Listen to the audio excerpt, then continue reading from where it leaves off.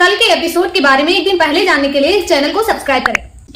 मन अति सुंदर में कल आप देखेंगे कि आग लगी रहती है तो दिव्यम जाता है राधिका को बचा लेता है। सबके मना करने के बावजूद वो जाता है राधिका को बचा देता है। वहां पर वो उसकी बहुत केयर करता है, लोग आग बुझाते हैं। उसके बाद दिव्यम खुद ही राधिका को बचाते हुए रूम के बाहर लाता है और वहां पर जो स्वामी है उसका नकली पति है कुछ भी नहीं करता, वो सोना लेकर भाग रहा होता है, जेवर वगैरह लेकर भाग रहा होता है। तभी सुजाता चुपके से वो जेवर जो है रख लेती है जिससे परिवार वालों को पता न चले कि स्वामी ने चोरी किया है। आग से निकल जाते हैं दोनों लोग। उसके बाद राधिका को चोट आई रहती है और दिव्यम को भी थोड़ा बहुत लगा रहता है। फिर सुजाता दिव्यम के लिए हल्दी का दूध लेने चली जाती है और दिव्यम इस समय राधिका का मतलब केयर करने लगा है और काफी ज्यादा मुझे लगता है अब इसकी जो याददाश्त है आने वाली है। कल के एपिसोड में आप देखेंगे कि राधिका को चोट लगी रहती है और दिव्यम काफी फ्रेंडली तरीके से उसको उसकी चोट पर हल्दी का लेप लगाता है और पूछता है कि आप स्वामी में ऐसा क्या देखी कि मतलब इससे शादी कर लिया और आपकी शादी जबरदस्ती हुई है या फिर अरेंज मैरिज हुई है या फिर अपने से की थी। तो राधिका कहती है मेरे तरफ राधिका अपने और दिव्यम के बारे में वो सारी फीलिंग्स बताती है जो दिव्यम पूछता है, यानी कि जो उसके रिश्ते में चल रहा है वो सारी चीजें बताती है राधिका। यानी कि कल के एपिसोड से जो है दिव्यम राधिका का केयर करने लगा है बहुत ज्यादा।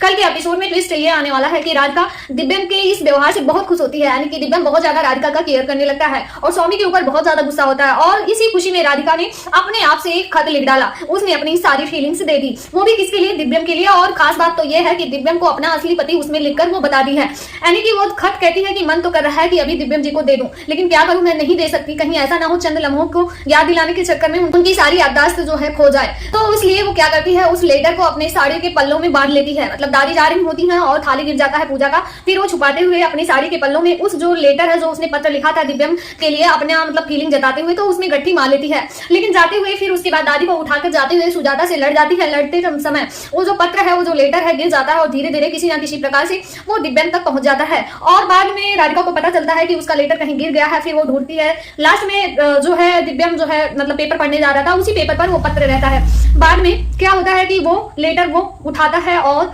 देखता है तो सारी चीजें पढ़ लेता है और बहुत ज्यादा उसको काफी चीजें मतलब याद आने लगती है। पढ़ने के बाद वो तुलना करता है कि जिससे शादी हमारी हुई थी वो तो ऐसे ही थी राधिका की तरह, क्योंकि उसको कुछ कुछ याद आने लगता है। वो पत्र सारा पढ़ लेता है और बहुत ज्यादा सदमे में एक प्रकार से चला जाता है और कहता है कि राधिका ये आपने लिखा है। लेकिन राधिका कहती है सॉरी दिव्यम जी, मैं आपको ये सच पहले बताना चाहती थी। लेकिन ट्विस्ट क्या है कि कहानी में क्या दिव्यम का याददाश्त कल इससे वापस आ जाएगा या फिर कोई और ट्विस्ट आएगा, क्योंकि घर वाले भी इकट्ठा उस टाइम हो जाते हैं, या फिर दिव्यम इसे राधिका के मजाक में पत्र लिखने को मान सकता है।